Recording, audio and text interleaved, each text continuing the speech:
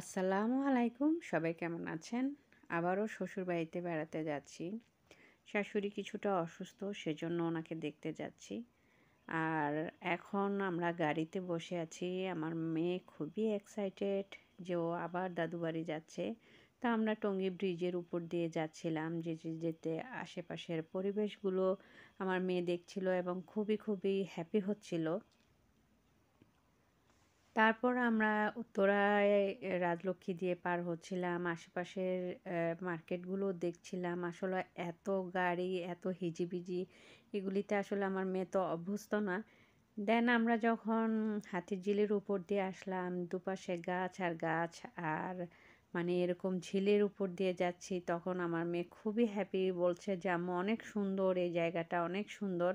দেন বাসায় ঢুকে দেখি আমার শাশুড়ি এত রকমের মজার সব খাবার নিজের হাতে রান্না করছে। নর্মালি আম্মা অসুস্থ, তারপরেও আমাদের জন্য উনি সব কিছু রান্না করছে, আর খাবারগুলো মাশাল্লাহ অনেক ইয়ামি ছিল।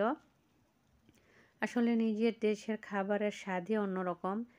তারপরে আমরা সব বাচ্চাদেরকে নিয়ে, আমার ছোট দেবর, বড় ভাসুর, সবাই, সব বাচ্চাদেরকে নিয়ে, আমার মেয়ে, আমার ছোট বোন, আমরা সবাই মিলে হাতিরঝিলে গেলাম সন্ধ্যার পরে যে ভিউটা, সেই ভিউটা দেখার জন্য। আর অসম্ভব সুন্দর ছিল। আসলে দূর থেকে দেখলে মনে হয় যে বাহিরের কোনো একটা কান্ট্রিতে আমরা বসে আছি। বাট আমাদের দেশের মতো এত সুন্দর পরিবেশ আমার মনে হয় না আর কোথাও আছে। আসলে নিজের দেশ নিজের দেশই। আমার মেয়ে তো খুবই হ্যাপি। ওরা ভাই বোনরা খুব মজা করলো, খুব গল্প করলো। মানে ওদের আনন্দ দেখে আমিও আনন্দিত।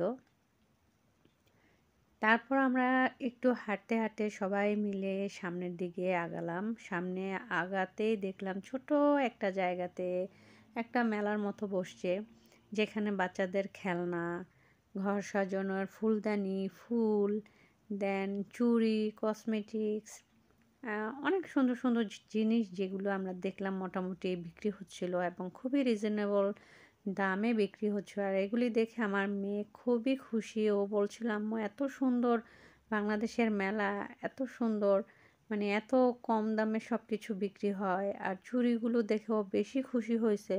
বাট ওর হাতের সাইজ অনুযায়ী একটা চুড়িও আমার মেয়ে কিনতে পারে নাই। দেন দেখতে ওই পাশটাতে গেলে, ওই পাশে গিয়ে আরও চুড়ি, কানের দুল, এগুলো দেখে আরও বেশি খুশি হলো। বাট দুঃখের বিষয় হচ্ছে আমার মেয়ের জিরো সাইজটাও ওর হাতে মানে বড় হচ্ছিল।